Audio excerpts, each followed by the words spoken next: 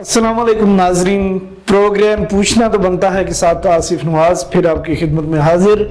और हस्बे मामूल हमारे साथ मौजूद हैं डॉक्टर एजाज अहमद साहब, जो किसी तारुफ के मोहताज नहीं और हमारे इस प्रोग्राम के तज्जिया निगार हैं। इसके अलावा आज एक ख़ास शख्सियत को हमने प्रोग्राम में मदऊ किया है, जनाब डॉक्टर आफ्ताब हयात खान अवान साहब,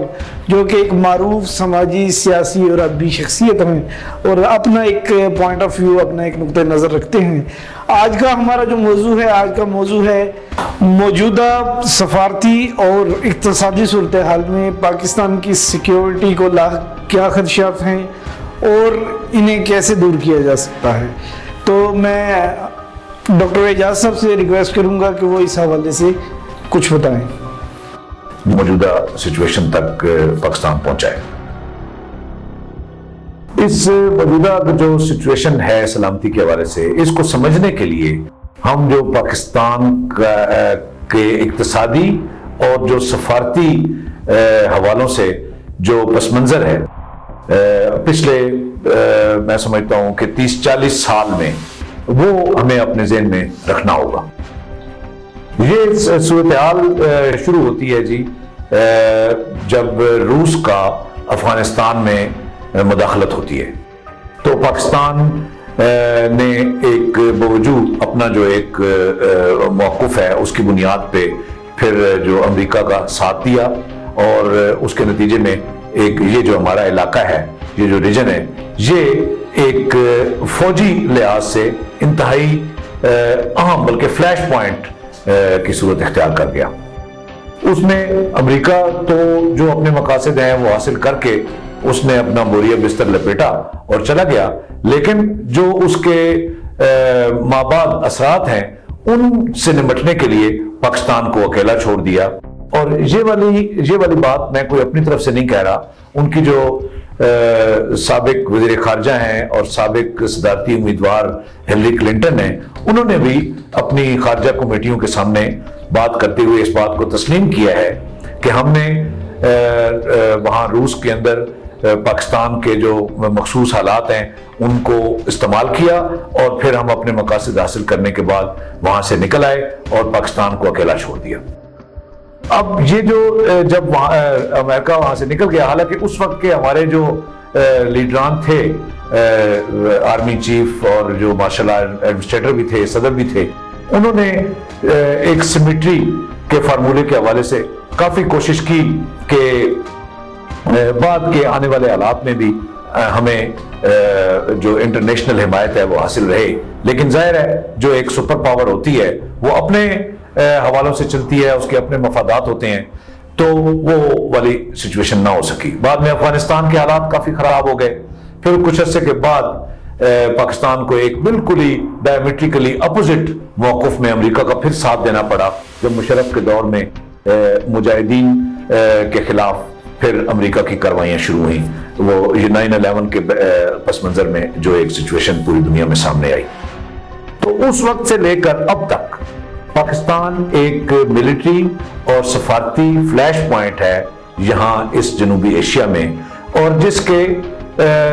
इक्तिसादी तौर पे काफ़ी असरात जो हैं वो पाकिस्तान की इकानमी पे और इन सलामती पे पड़े हैं। अब मौजूदा सिचुएशन की तरफ आते हैं कि FATF जो के हवालों से पाकिस्तान को एक ग्रे लिस्ट में शमूलियत रहने या आगे ब्लैक लिस्ट में जाने और इन खतरात का सामना है। फिर उधर से CPEC में पाकिस्तान की शमूलियत और चीन के साथ करीब होते हुए तल्लुकात, और पिछले दौर में जब ये इमरान खान साहब की हुकूमत आने से पहले रूस के साथ भी पाकिस्तान के तल्लुकात निस्बतन बेहतर होते हुए दिखाई दे रहे थे। तो ये एक बैकग्राउंड है कि जिसमें अब मौजूदा सूरत हाल का हमें सामना है कि मशरिक़ वस्ता के ममालिक से हमारे तल्लुकात जो हैं वो एक अनस्टेबल हैं, जिस तरह के हिस्ट्री में पहले कभी नहीं हुआ। फिर चीन के साथ CPEC के हवाले से अमेरिका का प्रेशर है, और पाकिस्तान को क्योंकि मिलिटरीली और अपनी जो मखसूस तारीख है उसमें अमेरिका की बात भी सुननी पड़ती है, तो उन हवालों से भी एक पाकिस्तान और चीन के जो तल्लुकात हैं वो भी स्ट्रेन का शिकार हैं। تو میں سمجھتا ہوں کہ جو ہماری موجودہ حکومت ہے وہ ان سارے جو معاملات ہیں ان کا ادراک صحیح طریقے سے نہیں کر سکی، اور تب ہمیں یہ موجودہ سچویشن کا سامنا ہے۔ اس میں اب ڈیفینیٹلی اس کے کچھ فوجی حوالے ہیں، فوجی زاویے ہیں، لیکن میں سمجھتا ہوں کہ زیادہ اس کو ہمیں سفارتی اور اقتصادی حوالوں سے دیکھنا چاہیے۔ اور اگر ہم یہ کوشش کرتے ہیں کہ پاکستان ایک ریجنل جو اس کا جو ریجنل حل جس میں چین، روس، افغانستان، ایران اور انڈیا شامل ہیں، یہ ہمارے ہمسائے بھی ہیں، اگر ان کو بیچ میں سامنے رکھتے ہوئے اگر مسائل کو حل کرنے کی کوشش کرے گا تو میں سمجھتا ہوں کہ آئندہ چل کے پاکستان سفارتی تنہائی کا شکار بھی نہیں ہوگا، اقتصادی طور پہ بھی پاکستان ایک ایسی سچویشن میں جس میں اس کے ایک طرح سے سو کالڈ فرینڈز نے اس کو اس سچویشن میں، اس اقتصادی بدحالی میں مبتلا کیا ہے، تو وہ سچویشن بھی بہتر ہو سکے گی۔ اور پھر ہماری فوج تو مستقل موجود ہے، اور دنیا میں تمام فوجوں کی طرح فوج کا یہی کام ہوتا ہے کہ جب ملک کو سلامتی کے خطرات پیش آتے ہیں تو وہ اپنا پیشہ ورانہ کام جو ہے وہ کرتی ہے۔ تو فوج کو اپنے پیشہ ورانہ کام کی طرف لوٹ جانا چاہیے،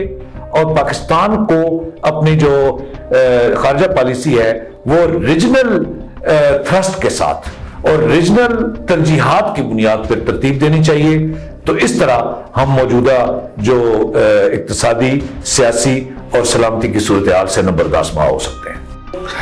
جی آفتاب صاحب بتائیے کہ موجودہ اقتصادی اور سفارتی صورتحال میں ملک کی سیکیورٹی کو لاحق خدشات کیا ہیں؟ یہی سوال آپ سے ہے، جی اپنا نقطہ نظر دیجیے گا۔ اعوذ باللہ من الشیطان الرجیم، بسم اللہ الرحمن الرحیم۔ بڑا خوبصورت ٹاپک آپ نے دیا ہے، اور بڑا اس لحاظ سے جو ڈاکٹر اعجاز صاحب نے بھی جو بات کی ہے اس لحاظ سے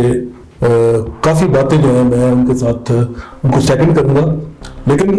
کچھ ایشوز جو ہیں میرے خیال میں اعجاز صاحب جو ہے وہ اس کو شاید کوٹ نہیں کر سکے۔ سب سے پہلے تو یہ ہے کہ جو ہماری اس وقت پاکستان کے اندر جو تھریٹ ہے، سیکورٹی تھریٹ ہے،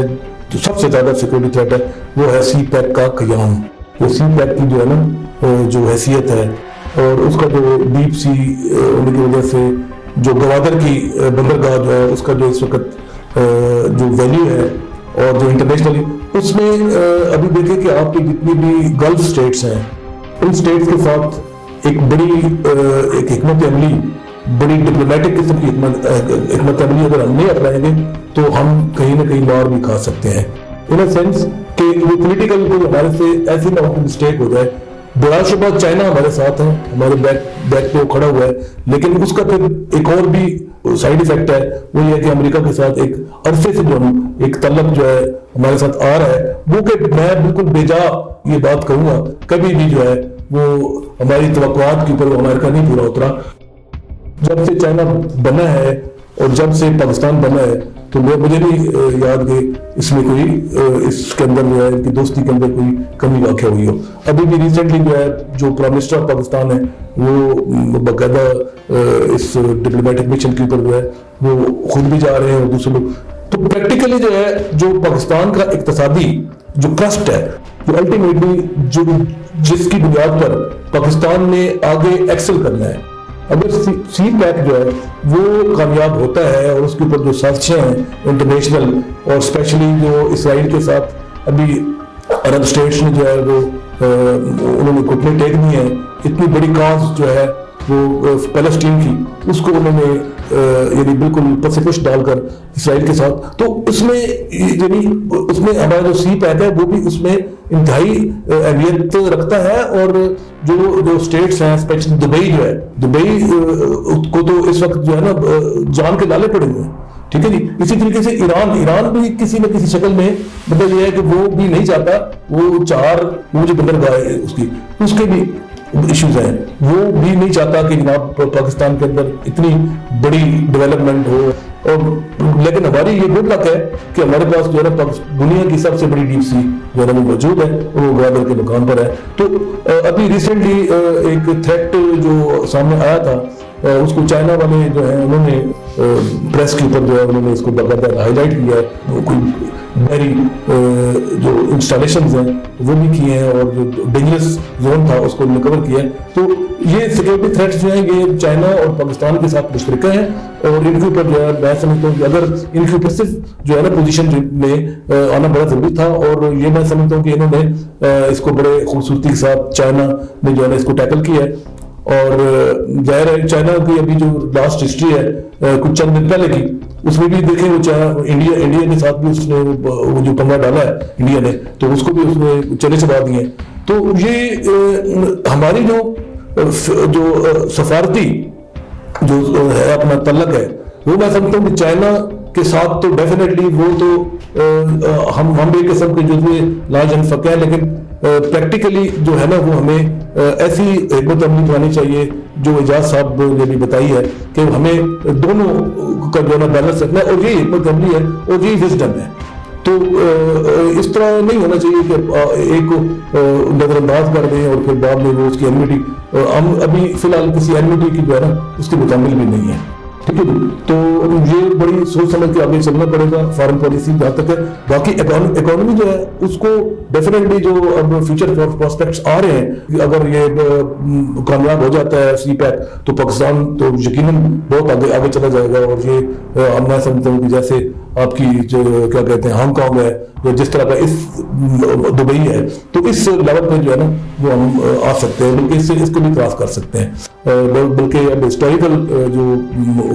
پراسپیکٹ ہے اس کو اگر مد نظر رکھیں تو وہ 1 سینچری جو ہے وہ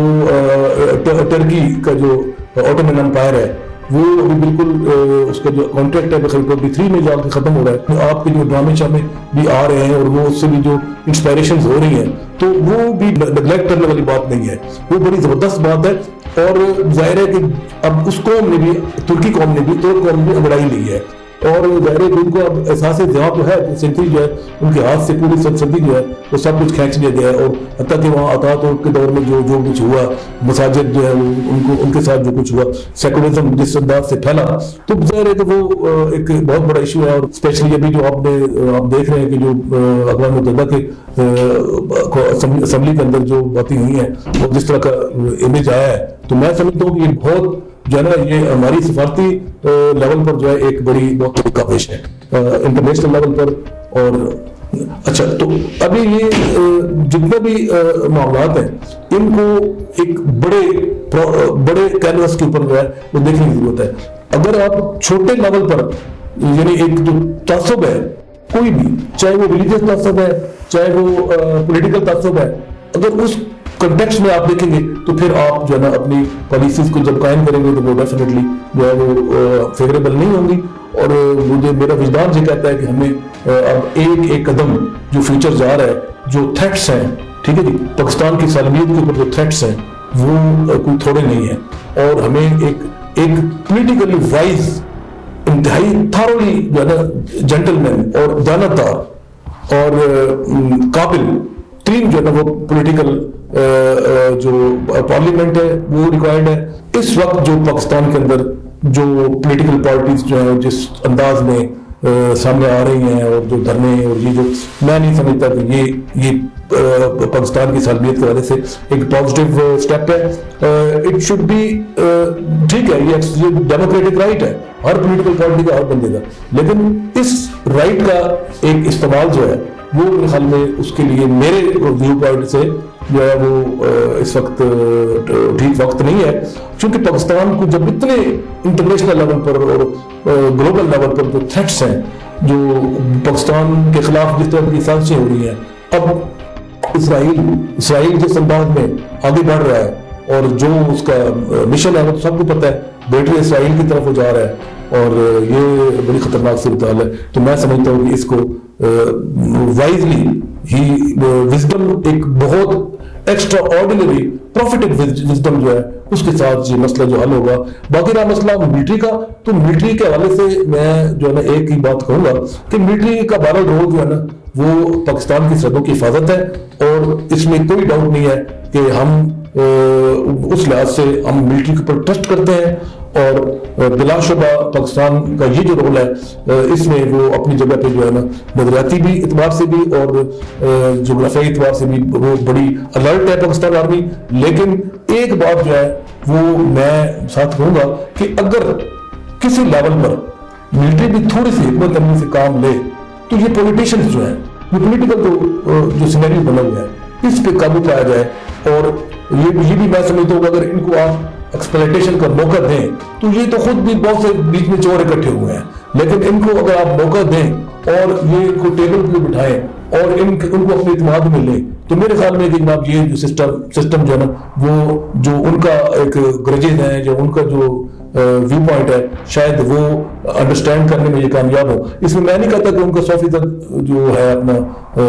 جو آئیڈیا ہے وہ درست نہیں ہے, مطلب اس میں بھی ہے, لیکن جس سینیریو میں وہ آئے ہوئے ہیں وہ تو مطلب سب کے اوپر جو ہے نا الزام ہے, سب لوگ جو ہے نا چور ثابت شدہ چور ہیں. ٹھیک ہے, تو یہ اس کی مجھے تو ابھی تک سمجھ نہیں آ رہی کہ اس میں جو ہے نا یہ اپنے آپ کو پروٹیکٹ کر رہے ہیں یا ان کے سامنے یا کوئی ڈیموکریٹک یہ موومنٹ ہے. اور یہ مجھے ابھی تک I am not clear about this. جی ڈاکٹر اعجاز صاحب, اب آپ بتائیے گا کہ جو صورتحال آپ نے بتائی ہے, جو خدشات آپ نے بتائی ہے, ان کا حل کیا ہے موجودہ صورتحال میں؟ دیکھیں, جو ملک کے اندر ایک سیاسی سرگرمی ہوتی ہے وہ بہرحال اس کو مضبوط کرتی ہے. پوری دنیا کے اندر بھی اگر ایک ڈیموکریٹک پاکستان کا امیج جائے گا تو وہ میں سمجھتا ہوں کہ وہ اچھا ہے, بجائے اس کے کہ کسی وجہ سے سیاسی سرگرمیوں کو سپریس کر دیا جائے تو اس کی وجہ سے جو نقصان ہمارے ملک میں پہلے ہوئے ہیں ہمیں ان کو نظر میں رکھنا چاہیے. میں سمجھتا ہوں کہ سیاسی سرگرمیوں کو بے لاگ طریقے سے جاری رہنا چاہیے اور اس کا ملک کی سیکیورٹی کی صورتحال پہ اچھا اثر پڑتا ہے. آپ دیکھیں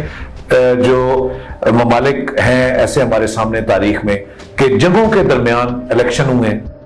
برطانیہ کی مثال ہمارے سامنے ہے, ایران عراق وار کے دوران الیکشن ہوئے ہیں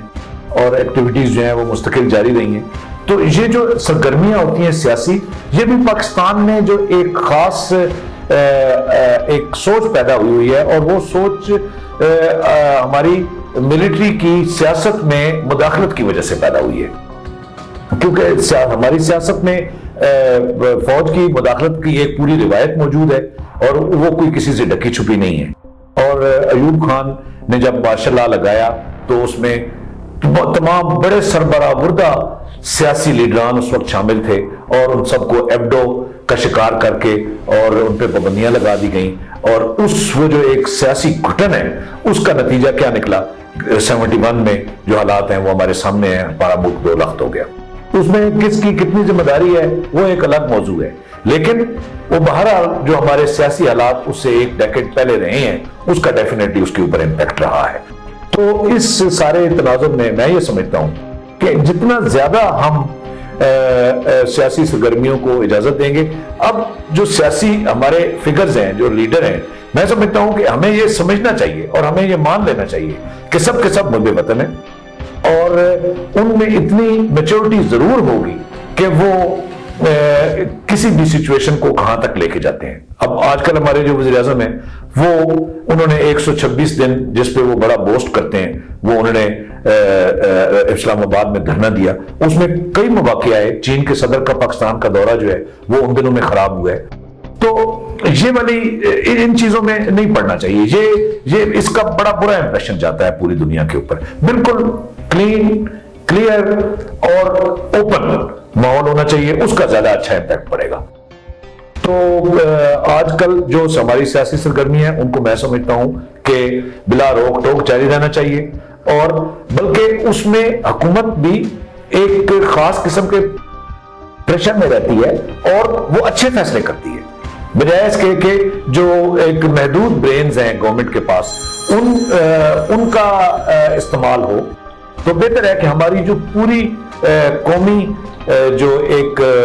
سوچ ہے اس کا اظہار ہو اور گورنمنٹ بھی جو ہے وہ ان کو سب کو ساتھ لے کے چلے, ان کو انکلکیٹ کرے, تاکہ ایک زیادہ سٹرانگ اور ایک زیادہ مضبوط موقف جو ہے وہ دنیا کے سامنے آئے. میں نے کچھ اشارہ اپنا جس وقت آپ نے یہ سفارتی اور اقتصادی پس منظر کے اندر پاکستان کی موجودہ جو ایک سلامتی کی سچویشن ہے اس کے حوالے سے آپ نے سوال کیا تھا, تو میں نے ایک اشارہ اس کے لیے جو ایک حل پیش کیا تھا اور اس کا جو سبب باب ہے اس کے حوالے سے تھوڑی سی بات کی تھی, لیکن میں اب ذرا تفصیل سے اس کو اپنے ناظرین کے سامنے پیش کرنا پسند کروں گا کہ پاکستان کو اس نقطہ نظر نے اور اس سوچ نے کوئی بہت زیادہ فائدہ نہیں پہنچایا کہ ہم اپنے دوست سات سمندر پار تلاش کرتے ہیں. ہمیں اپنے دوست اپنے ارد گرد تلاش کرنے چاہیے. ہم سائے تبدیل نہیں ہو سکتے, تو ہمیں جو ہمارے ارد گرد 5 ممالک ہیں, ایران, افغانستان, چین, روس اور انڈیا, ان کے ساتھ ہمیں تعلقات اس طرح کے ترتیب دینے چاہیے تاکہ ہمارے جلو میں ہماری جو مضبوطی ہے وہ ہمارے ساتھ ہو. تو میں سمجھتا ہوں کہ پاکستان کی خارجہ پالیسی کا جو بنیادی پتھر ہے وہ ریجنلزم ہونا چاہیے, اور اس میں چین اور روس کا زیادہ کردار ہے, ایران اور انڈیا کا زیادہ کردار ہے بجائے روس کے, بجائے امریکہ کے اور یورپ کے. کچھ ممالک ایسے ہیں جس طرح کے گلف کے ممالک ہیں, ان کے ساتھ ہمارے روایتی تعلقات موجود ہیں, لیکن ہم نے دیکھ لیا ہے کشمیر کے مسئلے پہ ان کا جو رد عمل آیا ہے اس کو ہم نے دیکھ لیا ہے. سارے ممالک اپنے مفادات کو زیر نظر رکھ کے اپنی خارجہ پالیسی تشکیل دیتے ہیں اور اس میں کوئی حرج نہیں ہے. پاکستان کو بھی اپنی خارجہ پالیسی اپنے مفادات کو سامنے رکھ کے تشکیل دینی چاہیے, اور جب ہم یہ کریں گے تو ہم ایک مضبوط بیس سے اٹھیں گے, اور جو دوسرے ممالک ہیں گلف کے جو کہ اب کسی وجہ سے اب آج کل کسی انٹرنیشنل پریشر میں آ کے کچھ ایسے اقدامات کر رہے ہیں جو کہ بحیثیت ملت ہمارا موقف نہیں رہا. اسرائیل کے ساتھ جو تعلقات ہیں وہ قائم کرنے میں حرج نہیں ہے اگر وہ ممالک بھی اور ہم بھی اپنی پالیسی کی بنیاد پر, اپنے فیصلے کی بنیاد پر اس کے ساتھ تعلقات قائم کرتے ہیں. اگر ہم کسی پریشر کی بنیاد پر یہ تعلقات قائم کرتے ہیں تو میرے خیال میں پھر جو پریشر ڈالے گا اس کا ہی کوئی نہ کوئی فائدہ ہوگا, اس میں ہمارا کوئی فائدہ نہیں. جی آفتاب صاحب, آپ بتائیے گا کہ موجودہ صورتحال میں ہمیں کیا حکمت عملی اپنانی چاہیے, گورنمنٹ کو, اسٹیبلشمنٹ کو, اداروں کو اور ہماری گورنمنٹ کو؟ جی بالکل, اس میں کوئی شک نہیں ہے کہ ہماری جو موجودہ پالیسی ہے خارجہ پالیسی, اس میں بہت سی ریفارمز کی ضرورت ہے. میں سمجھتا ہوں کہ جو ہماری اس وقت گورنمنٹ ہے, عمران خان صاحب اور جو ہمارا جو فارن منسٹر ہے, اس کی جو بھی کلپس ہم دیکھتے ہیں یا جو بھی ہمارے سامنے جو ہسٹری ہے, تو اس میں مجھے کوئی ڈاؤٹ نہیں ہے کہ انہوں نے انٹرنیشنل جو فورم کے اوپر,